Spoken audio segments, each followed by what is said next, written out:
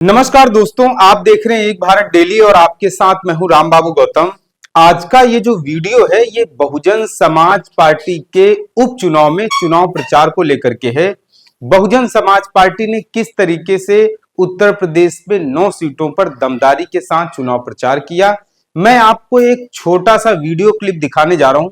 इस video clip को आपको बहुत ही गौर से देखना है, उसके बाद आप भी यही कहेंगे जो मैं कहने वाला हूं कि इस उपचुनाव में बसपा का अगर कोई असली हीरो है, बहुजन समाज पार्टी का इस उपचुनाव में अगर कोई असली नायक उभर कर आया है तो वो है विश्वनाथ पाल जी, जो कि बहुजन समाज पार्टी के प्रदेश अध्यक्ष हैं। ये वीडियो क्लिप देखिए, उसके बाद मैं आपको बीएसपी के चुनाव प्रचार के बारे में और ज्यादा विस्तृत जानकारी दूंगा।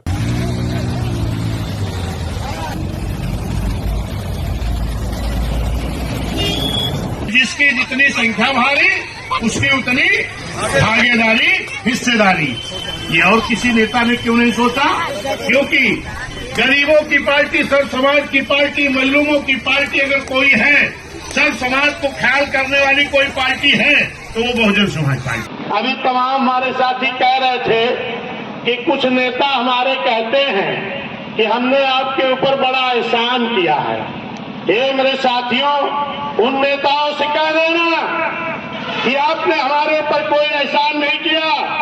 बहन जी का एहसान रहा है कि जो तुम्हें टिकट देने का काम किया।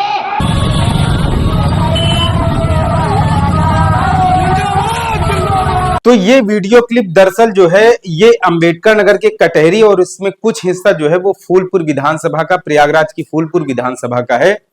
और विश्वनाथ पाल जो कि बहुजन समाज पार्टी के प्रदेश अध्यक्ष हैं, जिस तरीके से उन्होंने मोर्चा संभाला, कटहरी में किलेबंदी की, वो अपने आप में बहुत ही काबिले तारीफ है। हालांकि मैंने इसमें से बहुत ही कम क्लिप दिखाई हैं, छोटी क्लिप दिखाई हैं, पूरे वीडियो में आपको दिखा नहीं सकता हूं। ट्विटर से मैंने कुछ वीडियो उठाए हैं, ये वीडियो क्लिप उन्हीं का हिस्सा है।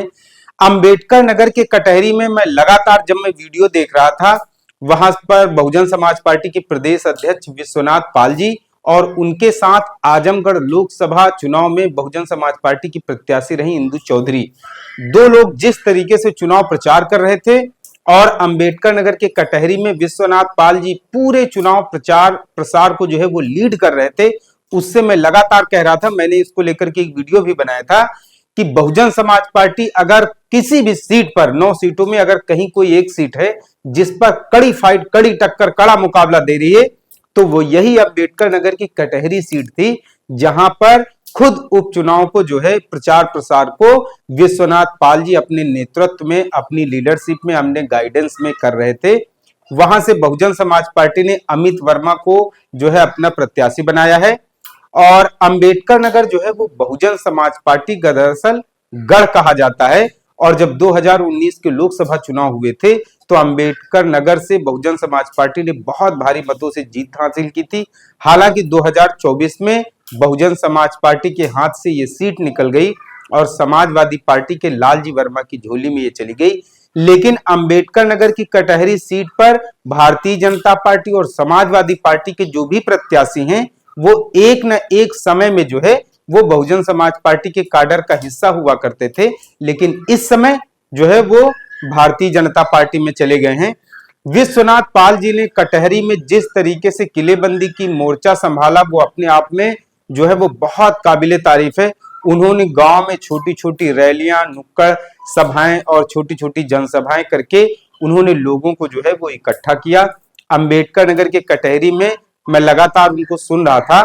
तो अंबेडकर नगर में दरअसल बहन जी ने अपनी सरकार में एक मेडिकल कॉलेज बनवाया था और अंबेडकर नगर में जो है वहां के विकास के लिए ये मेडिकल कॉलेज अपने आप में वरदान साबित हुआ। तो इस बार कटहरी में कई जनसभाओं में जब विश्वनाथ पाल जी जनसभा को संबोधित कर रहे थे तो उन्होंने मुद्दा उठाया।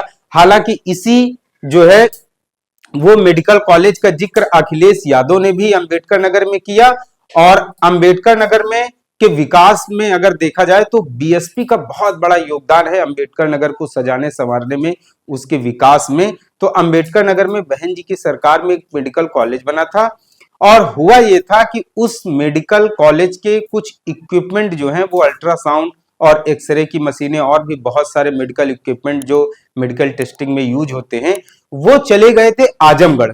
तो इस बार के वहां पर जो चुनाव प्रचार हो रहा था उसमें विश्वनाथ पाल जी ने जनता के बीच में, पब्लिक के बीच में ये मुद्दा बहुत ही जोर शोर से उठाया कि बहन जी की सरकार जब जब आई तब तब अंबेडकर नगर के विकास को लेकर के बहन जी ने बहुत बड़े बड़े काम किए। अंबेडकर नगर को जिला बनाया, इसके अलावा यहाँ पर बहुत अच्छे अच्छे काम किए। लेकिन जब सपा की सरकार में आई तो अंबेडकर नगर का जो मेडिकल कॉलेज है वहां से जो मेडिकल इक्विपमेंट है वो आजमगढ़ वहां पे चले गए। उस समय मुलायम सिंह यादव आजमगढ़ से सांसद भी रह चुके हैं। तो ये मुद्दा उन्होंने लगातार उठाया। इसके अलावा उन्होंने जो है वो बहुजन समाज पार्टी के जो पुराने नारे हैं मान्यवर कांशीराम साहब के समय के, बहन जी के समय के, उन नारों को उन्होंने प्रमुखता से उठाया। इन सब के अलावा गांव गांव जाकर लोगों को जागरूक किया, काडर इकट्ठा किया, छोटी छोटी बैठकें और जनसभाएं की।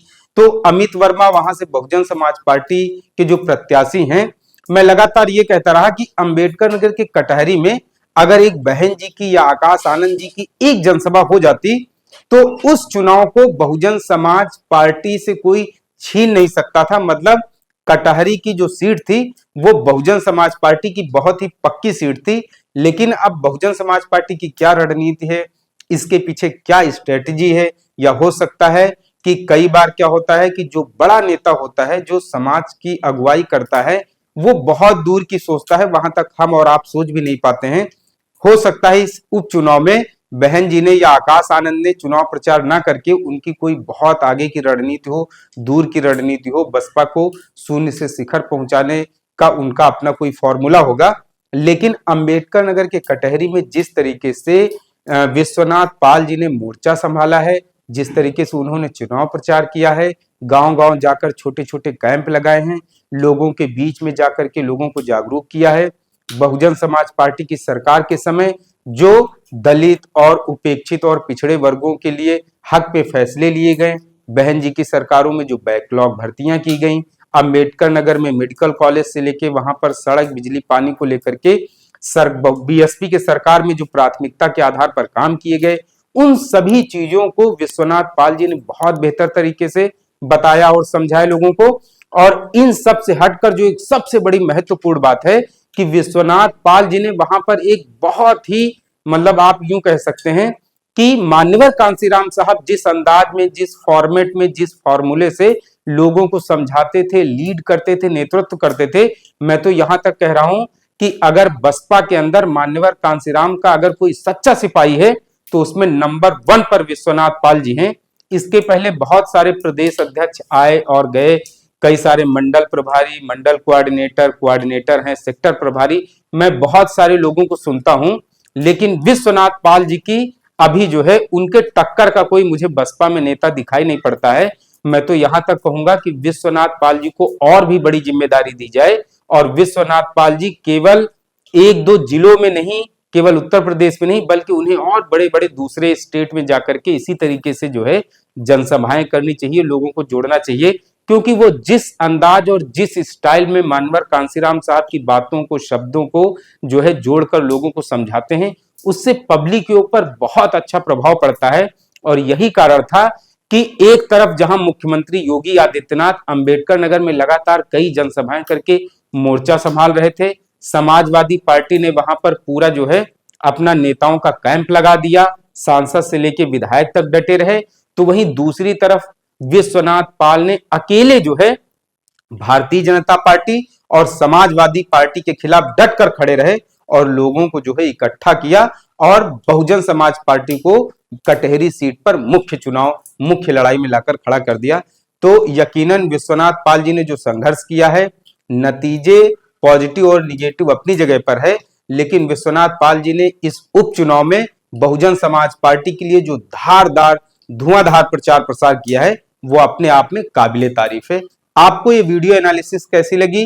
विश्वनाथ पाल जी का चुनाव प्रचार आपको कैसा लगा? कमेंट करके जरूर बताएं।